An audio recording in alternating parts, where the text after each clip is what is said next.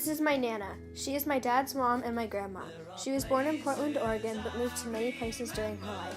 She went to college at U of O, but was only a speech therapist for 1 year because she had 3 kids. She lived in Kennewick, Washington for most of her life, but moved to Vancouver to be closer to family 8 years ago. What does faith in a higher power mean to you? Well, faith didn't come easy for me. For many years I had a lot of doubt, and I analyzed everything, and it was hard for me to believe. I wanted to, but it was really hard for me to believe. But when I did receive the gift of faith, it just made a total difference in my life. And after that, I felt unconditional love and always peace and comfort. Why do you think it's important for people to have religion or faith life? Well, I don't believe that everybody needs to have a church or a religion to have a spiritual life. But I do think it's a really important part of life if you are part of a religion. And when you come together into a church, whether you have the same shared faith and values, then you are part of that community. And it adds to your growth, and it also adds support to your life. What was the most significant event of your faith life and why? Well, I had a very profound spiritual experience, and it isn't something that I have shared with very many people.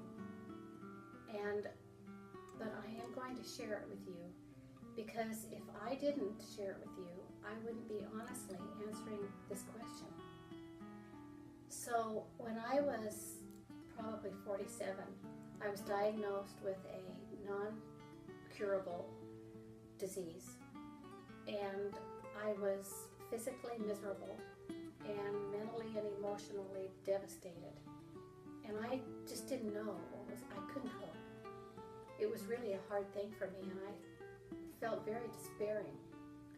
So at my parish, we have a convent, and there is a little chapel there. And during the day, it was open for people to come and pray. So I started going, and every time, begging for healing. And it was one morning when I was there, and I was on my knees, and I was begging for healing. And what happened, it's hard to put in words, but I felt the hand of Jesus on my head. And with that, I had a rush of love and peace and joy, compassion that flooded over my entire being. And in that instant, I think it was an instant only, I had many, many things revealed to me that would be impossible to imagine, because it all happened at once, and yet I knew them all. And one of the things that was revealed was that I was not going to have a physical healing, but that I would be given the grace to cope with this disease and with whatever else hard happened in my life. And the other thing, the best thing about this, is that I was being called to a ministry to help those who are suffering and dying and grieving. And that my whole life up to that point, I had been prepared for this to happen. And I remember feeling doubt, and yet before I could even feel the doubt, I was told the doors will open, everything will open, the path will be easy, and this is what's going to happen in your life. And it did. It was a miracle. I was able to be trained in pastoral care and in how to help people who were grieving, and in ways that I would never have been able to do, because it's very difficult to get into those programs. But everything fell into place. And as it ended, I was able to develop the first grief ministry in the Diocese of Yakima at our parish. And we were able to help hundreds of people who came to our seminars, who came to our support groups, or just came from pastoral care and love.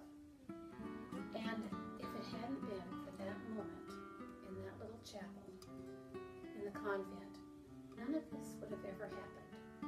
It changed my life, and as a consequence, it changed many others. What do you wish someone would have told you about life when you were my age?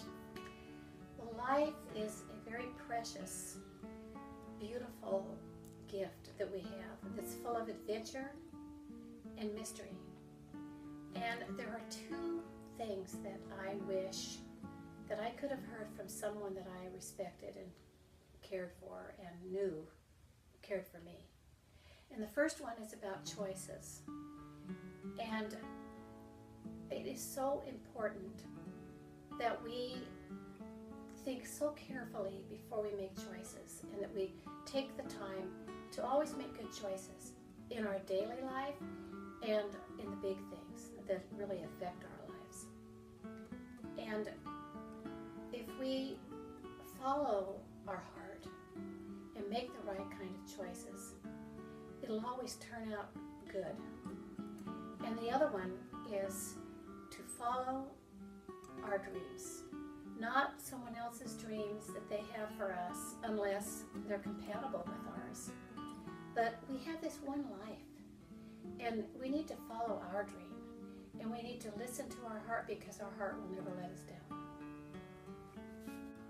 What words of wisdom would you like to share with me today? I really just have one. And I wish that every day in your life you would take a moment to think to yourself, what can I do that would be of service today to someone or something, to the world? Something I could do that would help in some way. And it's really easy to do things of service, like maybe a kind word to a relative, or a smile at someone at school who doesn't have friends, or maybe going through your closet and taking out the clothes you can't wear, finding a coat that you can take to somebody who doesn't have those things, or setting aside coins that you have a special purpose for that would be of help. And we have a tendency, all of us, it's human nature, to get in our own small world. And the one thing I can tell you from living 71 years is that we do not find happiness in self. The road to real happiness is in service to